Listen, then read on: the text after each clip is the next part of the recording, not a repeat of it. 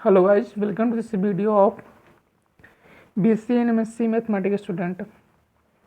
आज के इस वीडियो लेक्चर में जो है हम लोग set theory Hume function chapter का देखेंगे, countable and uncountable set. Okay, जो कि ये बीएससी एमएससी के एनुअल एग्जाम में और साथ में आपके सीएसआई नेट और आईआईटी पे फिक्स क्वेश्चन है। इस टॉपिक से जो है ये पक्का है कि इन्हें क्वेश्चन आपको मिल जाता है। और मैंने इससे पहले कर्नलिटी क्या है ये सारी चीज़ें आपको बता दी थी, इसकी प्रॉपर्टी क्या है। तो आज एक क्विक रिवीजन में ले रहे हैं डी नंबर सेट। फिलहाल हमने इसको डिटेल में बताया है। इसका मीनिंग क्या है समझो कि set A is called a denumerable set if there exist a one one mapping from this set of natural number okay on to this set A, that is यानी कि if A is equivalent to N. ये symbol होता है equivalent set का। तो कहना क्या है, कोई सेट आपका डी नंबरेबल सेट कहलाता है यदि एक मैपिंग हो उस सेट के बीच में, कहाँ से, नेचुरल नंबर से उस सेट पर, जो कि वन वन हो तो वह कहलाती है क्या, डी नंबरेबल सेट। ओके, अब हम लोग आते हैं अपने मेन पॉइंट पर, जो कि हमें सीखना है कि काउंटेबल एंड अनकाउंटेबल सेट क्या है। तो इस पर गौर करना, हम इस पर एग्जाम्पल इसके साथ में और इसकी प्रॉपर्टी को डिस्कस करेंगे इस वीडियो में। तो A set A, capital A, is said to be a countable if either A is denumerable. Denumerable क्या होता है मैंने बताया, और ए इज अ फाइनाइट। मतलब क्या निकला मीनिंग कि कोई सेट ए है, ठीक है, कैपिटल ए है, वह सेट कहलाता है क्या, काउंटेबल सेट, यदि आइदर सेट ए हो डी नंबरेबल या फिर सेट ए हो फाइनाइट। और कोई सेट डी नंबरेबल होने का मतलब क्या है कि नेचुरल नंबर से उस सेट पर वन वन मैपिंग स्थापित है जो कि उसको सेटिस्फाई करता है, तभी ए डी नंबरेबल होगा। और ए फाइनाइट है तो उसका मतलब आप जान ही रहे फाइनाइट एलिमेंट हैं उसके सेट में। तो कोई सेट काउंटेबल होता है यदि वह डी नंबरेबल सेट हो या फिर फाइनाइट सेट हो।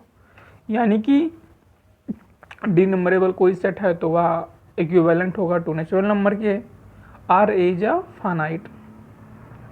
If this set A is not countable, then it is said to be a uncountable. That is यानी कि A set is called a uncountable set if either A is a infinite or A is not cardinally equivalent to natural number. Meaning कि कोई set uncountable कब कहलाता है यदि वह infinite set हो या तो वह नॉट कार्डिनली इक्विवेलेंट या फिर वह नॉट इक्विवेलेंट हो टू अ नेचुरल नंबर के। Okay, an uncountable set are also called non countable, non denumerable या नॉन ई नंबरेबल। इसको याद करने लायक टॉपिक बहुत इंपॉर्टेंट है। तो मैंने क्या क्या इसे समझा कि काउंटेबल सेट क्या होता है, कोई सेट काउंटेबल कहलाता है यदि वह फाइनाइट हो या फिर डी नंबरेबल हो टू नेचुरल नंबर के, मतलब डी नंबरेबल हो सेट हुआ। तो डी नंबरेबल होने का मीनिंग ए इक्विवेलेंट होगा नेचुरल नंबर के। फिर दूसरी बात आती है कि क्या होता है अनकाउंटेबल सेट। तो कोई सेट अनकाउंटेबल कहलाता है यदि वह इनफाइनाइट हो या फिर नॉन डी नंबरेबल हो, मीनिंग कि नॉट इक्विवेलेंट हो टू नेचुरल नंबर के। और not equivalent to natural number होने का मतलब क्या है कि यहाँ जो मैपिंग होगी वह वन वन ना होके ऑन टू हो जाए, ये ठीक है। तब भी आप जानते हैं कि सिर्फ डी नंबरेबल के लिए वन वन चाहिए, अगर ऑन टू हो गया वन वन नहीं है तो फिर वो क्या है, डी नंबरेबल होगा ही नहीं, सॉरी मतलब इक्विवेलेंट नहीं होगा। क्लियर बात। अब हम मूव करते हैं एग्जाम्पल की तरफ। एग्जाम्पल देखो कि दिस सेट 1 4 9 16, मतलब ये एन सॉरी ऑड स्क्वायर रख रहा है, 2n माइनस 2 4 3 9, मतलब n का स्क्वायर है इसमें, ठीक है। इसे काउंटेबल सेट क्यों, बिकॉज काउंटेबल होने के लिए क्या चाहिए, तो फाइनाइट हो या फिर वो उसका डी नंबरेबल हो। तो आप देखेंगे फाइनाइट है लेकिन ये आपको दिख नहीं रहा है क्योंकि इसमें n टर्म तक है। लेकिन जब आप नेचुरल नंबर से इस सेट पर मैपिंग कराओगे तो फॉर एवरी नेचुरल नंबर के लिए इसमें इमेज मिल जाएगी आपको। Okay, that's why this set is a countable set. और पहला एग्जांपल क्या है, this set of all integer is a countable number. Set of all integer आप जानते हैं कि set of all integer are countable number होता है। क्यों? क्योंकि काउंट इंटीजर हम जानते हैं minus infinity to plus infinity आती है, लेकिन हम मीनिंग क्या है कि जब हम इसको जनरली तो फाइनाइट बोल नहीं सकते हैं, बट हम इसको जो है इक्विवेलेंट टू एन के बोल सकते हैं, इसीलिए काउंटेबल हो रहा है। दूसरा क्या एग्जांपल है, this set of all ordered pair of integer is a countable. Ordered pair मतलब समझते हो आप लोग, रिलेशन, मतलब आई क्रॉस आई का जो कॉम्बिनेशन है क्या आएगा, ए कामा बी, जहाँ ए पहले से होगा बी दूसरे से होगा, तो इसी को बोलते हैं ऑर्डर्ड पेयर।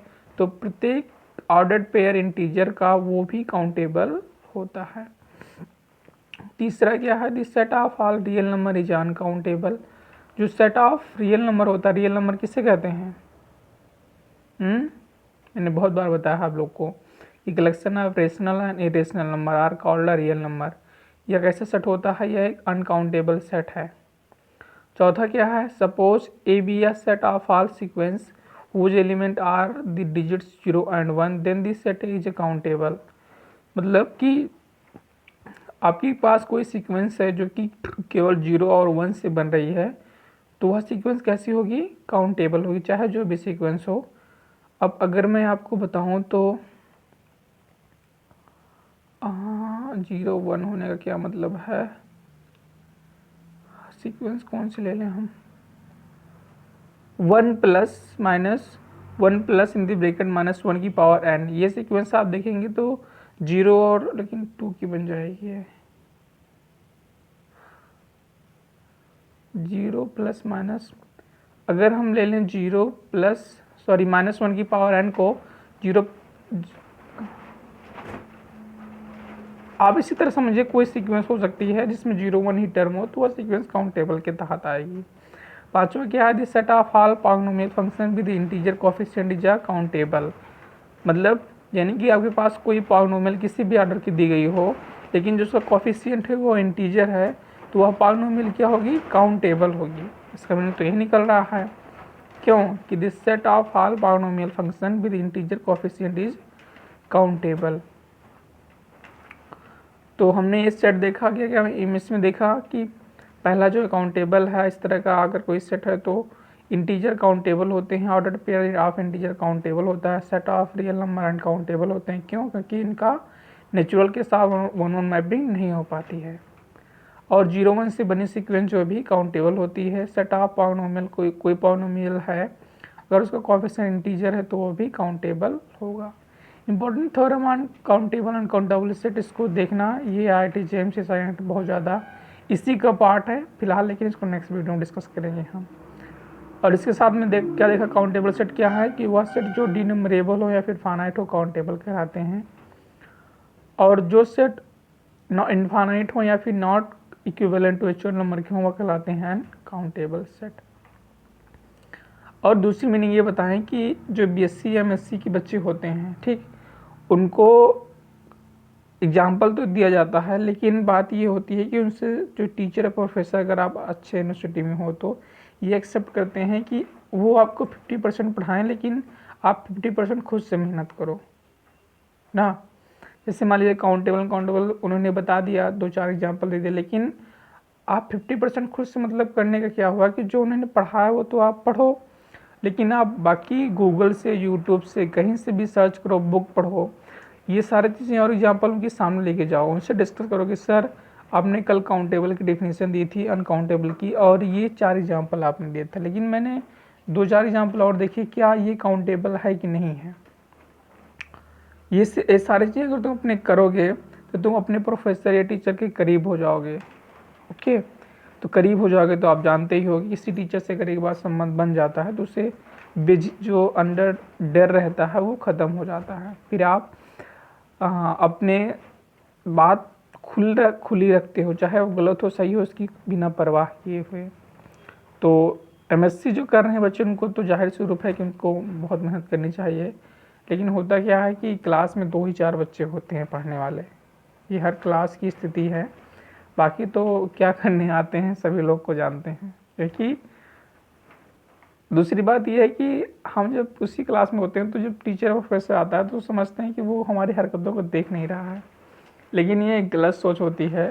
क्योंकि जिस क्लास में तुम पढ़ रहे हो उसी क्लास में वो भी किसी दिन पढ़कर गया था, पढ़ रहा था, तो भी उसको भी मालूम है कि उसकी यार दोस्त कैसी हरकतें करते थे या क्लास में कैसा मूवमेंट रहता था। ओके, तो ये कभी मत सोचा करो कोई प्रोफेसर आपकी हरकतों को नहीं देख रहा है। हाँ, ये है कि नज़रअंदाज कर रहा हो, बाकी तो क्या होता है क्लास में मालूम है। तो ये शायद आपको समझ में आया होगा, और ये सारी चीज़ें हम लोग नेक्स्ट वीडियो में देख सकते हैं। तो ओके, तो thank you and subscribe the channel for more update.